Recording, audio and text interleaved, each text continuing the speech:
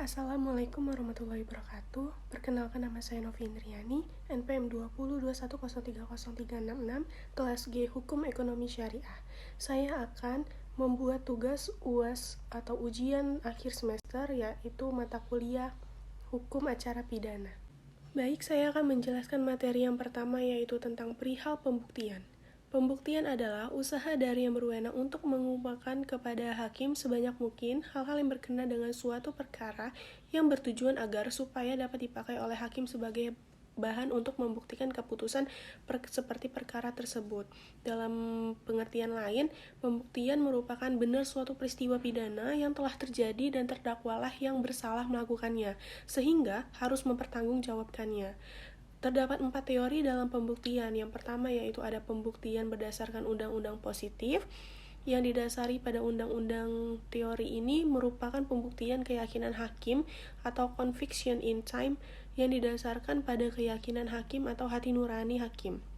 Teori pembuktian berdasarkan keyakinan hakim menurut alasan yang logis, yaitu yang didasarkan kepada keyakinan hakim sampai batas tertentu dan disertai dengan suatu kesimpulan.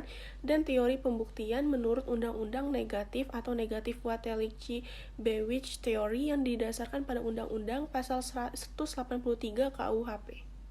Materi selanjutnya yaitu bab 2, yaitu pengertian hukum acara pidana. Hukum acara pidana adalah keseluruhan aturan hukum yang mengatur bagaimana negara dengan menggunakan alat-alatnya untuk dapat mewujudkan wewenangnya untuk memidana atau membebaskan pidana. Proses beracara dalam pidana adalah sebuah pedoman untuk mengumpulkan data, mengelolanya, menganalisa serta mengkonstruksikannya. Proses perkara dalam hukum pidana mencakup 3 hal, yaitu ada 3. Yang pertama, sah atau tidaknya suatu penangkapan atau penahanan pasal dan KUHP. Pemeriksaan sah tidaknya suatu penghentian atau penyidikan atau penuntutan. Pemeriksaan tentang permintaan ganti kerugian atau rehabilitas akibat tidak sahnya penangkapan atau penahanan atau akibat sahnya penghentian penyidikan. Dalam hukum acara pidana itu terdapat fungsi dan tujuan. Fungsi yang pertama yaitu ada fungsi represif, adalah tindakan yang dilakukan setelah atau sesudah peristiwa terjadi. Jadi pada fungsi ini hukum acara pidana digunakan sebagai sarana dalam melaksanakan dan menegakkan hukum pidana kepada seseorang yang telah melakukan perbuatan pidana. Dan yang kedua yaitu ada fungsi preventif. Fungsi preventif adalah fungsi yang dilakukan untuk mencegah terjadinya sebuah tindakan pidana sehingga diharapkan mengurangi tindak kejahatan. Dan tujuan hukum acara pidana yaitu ada beberapa. Yang pertama, untuk mencari dan menentukan fakta menurut kebenaran dan akan suatu tindak pidana. Yang kedua, itu ada menerapkan hukum dengan keputusan berdasarkan keadilan. Yang ketiga, untuk melakukan pemeriksaan dan menjatuhkan kepada terdakwa di persidangan secara adil. Orang-orang yang terlibat dalam hukum acara pidana yaitu yang pertama ada terdakwa, tersangka, terpidana, penyidik, jasa dan penuntut hukum, serta penasehat hukum dan advokat saksi.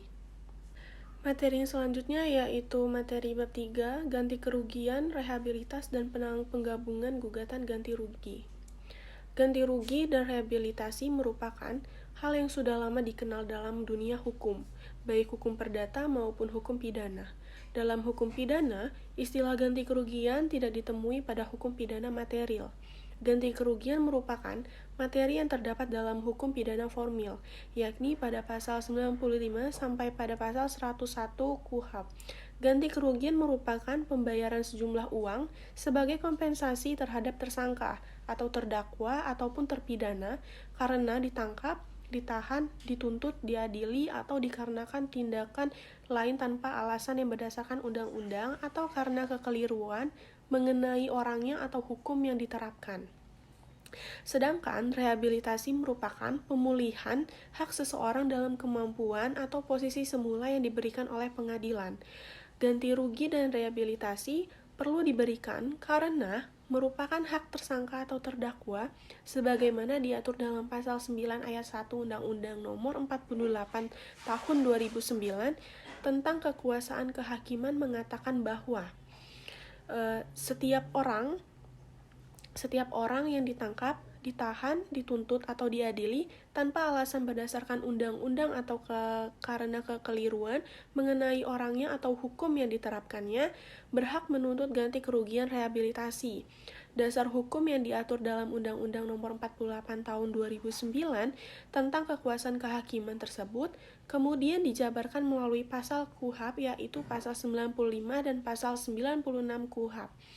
Ganti kerugian dan rehabilitasi dalam perkara hukum memiliki peran yang sangat penting baik bagi pihak yang telah diambil kebebasannya. Melalui proses penahanan, tentu saja surga yang dinantikan oleh para korban adalah putusan bebas. Namun, seringkali putusan bebas yang dinantikan tersebut tidak serta-merta dapat memulihkan kembali kondisi para korban seperti sedia kala. Materi yang selanjutnya yaitu bab 4 tentang pelaksanaan putusan pengadilan atau eksekusi. Pengertian eksekusi menurut M. Yahya Harahaf adalah pelaksanaan secara paksa putusan pengadilan dengan bantuan kekuatan umum apabila pihak yang kalah atau tereksekusi atau pihak tergugat tidak mau menjalankan secara sukarela.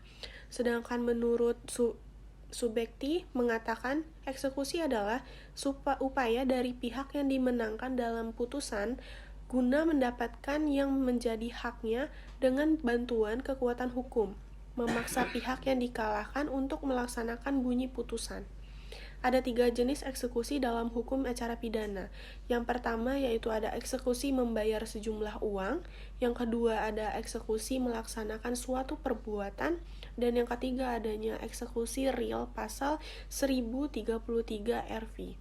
Pada dasarnya, eksekusi sebagai tindakan paksa menjalankan putusan pengadilan yang telah berkekuatan hukum tetap.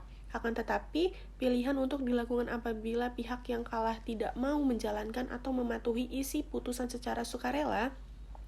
Dalam halnya pelaksanaan eksekusi terdapat beberapa hal yang perlu diperhatikan guna mencapai pelaksanaan eksekusi yang baik.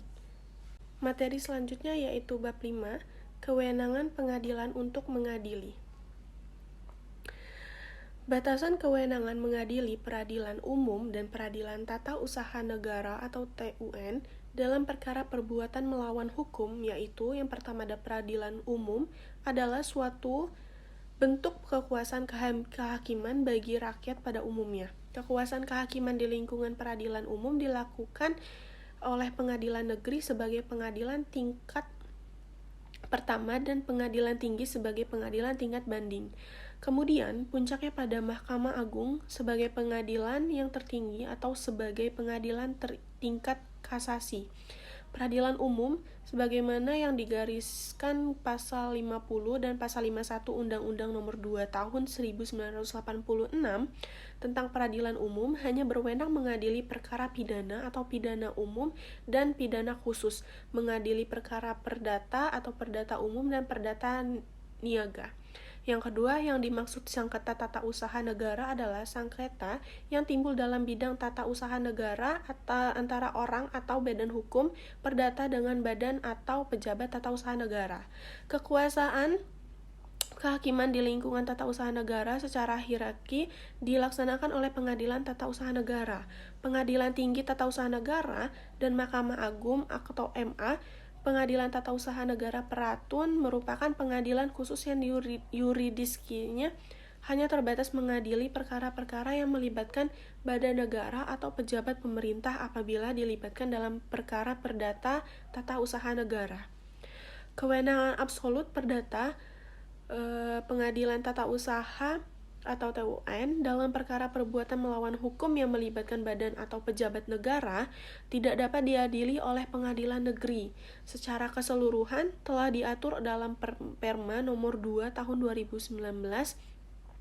Ketentuan tersebut tercantum di dalam bab 5 yaitu terdapat pada pasal 10, pasal 11, dan pasal 12 berbunyi sebagai berikut. Pasal 10. Pada saat peraturan Mahkamah Agung ini mulai berlaku, perkara perbuatan melanggar hukum oleh badan dan pejabat pemerintah yang diajukan oleh pengadilan negeri tetap belum diperiksa, dilimpahkan kepada Pengadilan Tata Usaha Negara sesuai dengan ketentuan peraturan perundang-undangan. Pasal 11 perkara perbuatan menggar hukum oleh badan dan atau pejabat pemerintah yang sedang diperiksa oleh pengadilan negeri. Pengadilan negeri harus menyatakan tidak berwenang mengadili. Pasal 12 perkara perbuatan melanggar hukum oleh badan atau pejabat pemerintah. Sebagaimana dimaksud pada pasal 10 yang upaya administratifnya telah diatur secara khusus pada saat peraturan Mahkamah Agung ini diundangkan telah dilimpahkan oleh pengadilan negeri ke pengadilan tata usaha negara dan belum diproses oleh pengadilan tata usaha negara, berkas perkara dilimpahkan ke pengadilan tinggi tata usaha negara yang berwenang disertai sisa panjer biaya perkaranya. Materi bab 6 yaitu tentang putusan-putusan pengadilan. Putusan merupakan hasil atau kesimpulan suatu pemeriksaan perkara yang didasarkan pada pertimbangan hukum, baik berdasarkan penerapan hukum maupun temuan hukum. Putusan hakim adalah suatu pernyataan yang dibuat dalam bentuk tertulis oleh hakim sebagai pejabat negara yang diberi wewenang untuk melakukan dan diucapkan di depan persidangan. Mengenai asas-asas yang semestinya ditegakkan dalam setiap putusan, asas ini dijelaskan pada pasal 178 HIR, pasal 189 dan beberapa pasal yang terdapat dalam Undang-Undang Nomor 4 Tahun 2004 tentang kekuasaan kehakiman. Jenis putusan hakim yaitu putusan sela dan putusan akhir. Formulasi putusan adalah susunan atau sistematika yang harus dirumuskan dalam putusan agar memenuhi syarat perundang-undangan.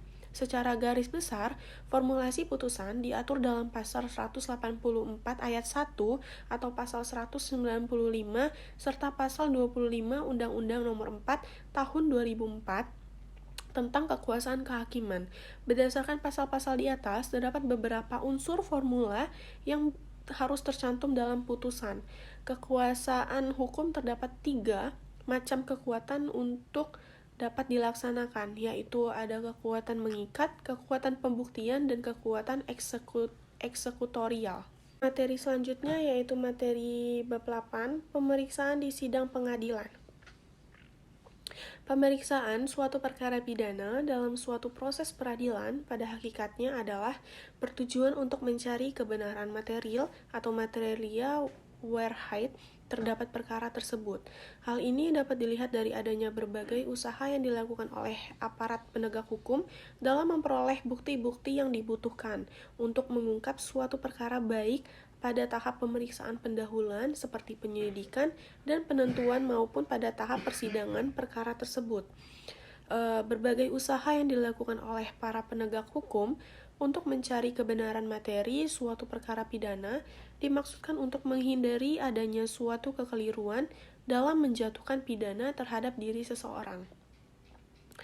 Menurut Andi Hamzah, dalam perkara tindak pidana, korban kejahatan sebenarnya merupakan pihak yang paling menderita. Dalam penyelesaian perkara pidana, seringkali hukum terlalu mendepankan hak-hak tersangka atau terdakwa, sedangkan hak-hak korban diabaikan. Salah satu ialah hak ganti kerugian yang merupakan suatu hak yang mengharuskan seseorang yang telah bertindak merugikan orang lain untuk membayar sejumlah uang ataupun barang pada orang yang dirugikan. Sehingga kerugian yang telah terjadi dianggap tidak pernah terjadi. Ganti kerugian sebenarnya merupakan ranah hukum perdata, akan tetapi untuk mewujudkan asas peradilan sederhana, cepat, dan biaya ringan, ganti kerugian ini dapat digabungkan dengan pemeriksaan pidana. Materi selanjutnya yaitu bab 9 yang berjudul tentang upaya hukum. Tujuan utama dalam suatu proses di muka pengadilan adalah untuk memperoleh putusan hakim yang berkekuatan hukum tetap. Akan tetapi, setiap putusan yang dijatuhkan oleh hakim belum tentu dapat menjamin kebenaran secara yudiris, karena putusan tidak dapat dilepas dari kekeliruan dan kehilafan. Sebagai manusia biasa, mungkin hakim khilaf atau kurang sempurna mempertimbangkan semua hal-hal berkenaan dengan fakta-fakta yang terungkap di persidangan atau tidak dapat menggunakan suatu istilah atau kekeliruan penafsiran unsur-unsur tindak pidana. Agar kekeliruan dan khilafan itu dapat diperbaiki, maka demi tegaknya kebenaran dan keadilan, terdapat putusan hakim itu dimungkinkan untuk diperiksa ulang.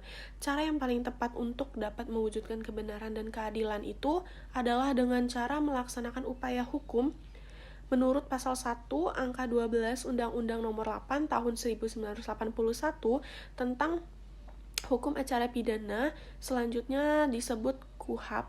Upaya hukum adalah terdakwa atau penuntut umum untuk tidak menerima putusan pengadilan yang berupa perlawanan atau banding atau kasasi atau hak terpidana untuk mengajukan permohonan peninjauan kembali dalam hal serta menurut cara yang diatur dalam undang-undang ini.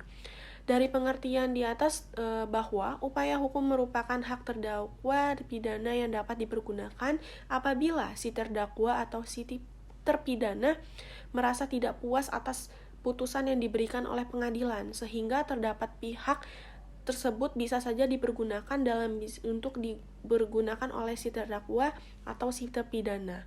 Dengan demikian, KUHAP juga membedakan upaya hukum menjadi perlawanan, banding, kasasi, dan peninjauan kembali, yang kesemuanya masing-masing pada hakikatnya adalah untuk tidak menerima putusan penerapan pengadilan. Materi bab 10 yaitu perihal penuntutan. Pengertian penuntutan umum. Penuntutan umum adalah jaksa yang diberi wewenang oleh undang-undang untuk melakukan penuntutan dan melaksanakan penetapan hakim. Penuntut adalah tindakan penuntut umum untuk melimpahkan perkara pidana ke pengadilan negeri yang berwenang dalam hal dan menurut cara yang diatur dalam undang-undang dengan permintaan supaya diperiksa dan diputuskan oleh hakim di sidang pengadilan. Proses pengajuan tuntutan, tata cara pengajuan tuntutan pidana atau pledoi dan jawab-jawabnya. Yang pertama itu pengajuan tuntutan pidana dan pembelaan baru dapat dilakukan setelah terlebih dahulu ada pernyataan hakim ketua sidang bahwa pemeriksaan perkara telah selesai. Dengan kata lain, penuntutan dan pembelaan merupakan tahap lanjutan setelah pemeriksaan terhadap perkara dianggap selesai oleh ketua sidang. Berikut ini merupakan cara-cara pengajuan tuntutan pidana dan pembelaan. Yang pertama yaitu diajukan atas permintaan hakim ketua sidang. Yang kedua, demikian hakilnya dengan pengajuan pembelaan, walaupun merupakan hak yang melekat pada diri terdakwa atau penasihat hukum, giliran untuk mengajukan pembelaan disampaikan pada tahap tertentu setelah hakim memintanya untuk mengajukan pembelaan. Yang ketiga yaitu ada jawab-menjawab dengan syarat terdakwa mendapat giliran terakhir giliran untuk menjawab diberikan kepada terdakwa atau penasihat hukum merupakan syarat dalam jawab-menjawab. Selama penuntut umum masih diberi kesempatan untuk menjawab atau menanggapinya, selama itu pula terdakwa atau penasihat hukum harus diberi kesempatan yang sama, kecuali mereka sendiri tidak mempergunakan hak tersebut. Yang keempat ada tuntutan, pembelaan, dan jawaban dibuat secara tertulis. Bentuk tuntutan pidana atau pembelaan dan semua jawaban yang terhubung dengan penuntutan dari pembelaan dibuat dengan cara tertulis. Setelah itu dibacakan dan segera diserahkan kepada hakim, ketua sidang, dan turunannya kepada pihak yang berkepentingan. Pembelaan dibuat sekurang-kurangnya rangkap 2 di mana aslinya diserahkan kepada ketua sidang atau setelah selesai dibacakan. Turunan tuntutan diserahkan ke terdakwa atau penasihat hukum. Sebaliknya, turunan pembelaan dan jawaban juga diserahkan ke penuntut umum oleh terdakwa atau penasihat hukum. Yang kelima ada pengecualian bagi terdakwa yang tidak pandai menulis. Dan materi selanjutnya yaitu bab 11 yang berjudul tentang tahap-tahap pemeriksaan dalam hukum acara pidana.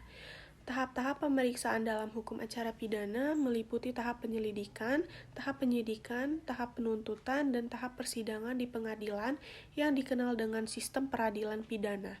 Peradilan pidana terpadu atau Integrated Criminal Justice System. Sistem terpadu maksudnya kewenangan penyelidikan, penyidikan, atau penuntutan dan tahap persidangan walaupun dilakukan oleh masing-masing penegak hukum sesuai dengan kewenangannya di setiap tahap. Namun, Tata merupakan suatu kesatuan yang utuh untuk saling berkekaitan satu dengan lainnya dalam suatu sistem peradilan pidana. Selanjutnya yaitu materi bab 12 yang berjudul Perkembangan Hukum Acara Pidana di Indonesia. Hukum acara pidana di Indonesia saat ini telah diatur dalam satu undang-undang yang dikenal dengan KUHP, yakni Undang-Undang Nomor 8 Tahun 1981 yang mulai berlaku sejak tanggal 31 Desember 1981. KUHP merupakan hukum acara pidana bagi tindak pidana umum, terkodifikasi dan unifikasi. Salah satu poin penting dalam KUHP sebagai pengganti Hierizin Inlands menjadi asosiator beberapa lembaga dibentuk dalam sistem peradilan pidana versi KUHP. Semakin menunjukkan komitmen pemerintah menjamin tercapainya tujuan hukum secara pidana, yaitu mencari kebenaran materi dengan kesetaraan kedudukan antar keseluruhan subjek hukum di dalamnya. Berdasarkan ketentuan pasal 1 angka 10 KUHP, dapat diketahui bahwa salah satu tujuan dibuatnya KUHP tidak lain adalah untuk memberikan perlindungan kepada tersangka, sehingga dapat terhindar dari tindakan kewenang-wenangan aparat penegak hukum khususnya pada tingkat penyidikan maupun penuntutan, pelecehan terhadap harkat dan martabat manusia sejauh mungkin dapat dihindari seperti salah satu tangkap, tahan, dan hal lain sebagainya. Sebelum IR menjelma menjadi HIR, Hermen Indonesia Reglement pada tahun 1941 sampai 44 telah beberapa kali mengalami pembaruan. Adapun maksud utama dari pembaruan IR menjadi HIR adalah untuk agar penyesuaian peraturan IR dengan peraturan yang berlaku bagi orang Eropa dengan mempertahankan sifat dari acara yang berlaku bagi Lander. Dengan lain, perkataan HIR mengambil oper hal yang berisikan peraturan yang berlaku bagi Eropa dan tidak mengenai hal-hal yang sekiranya dapat mempersulit jalannya peradilan. Penyusunan perancangan undang-undang hukum acara pidana dimulai pada tahun 1967 dengan dibentuknya sebuah panitia intern Departemen Kehakiman. Tapi pada embrio dalam rangka pembentukan undang-undang hukum acara pidana sudah ada sejak tahun 1965. Waktu itu sudah ada draft rancangan undang-undang hukum acara pidana yang dibicarakan di dalam forum DPR oleh pemerintahan. Draft ini ditarik kembali karena tidak dapat dipertanggungjawabkan.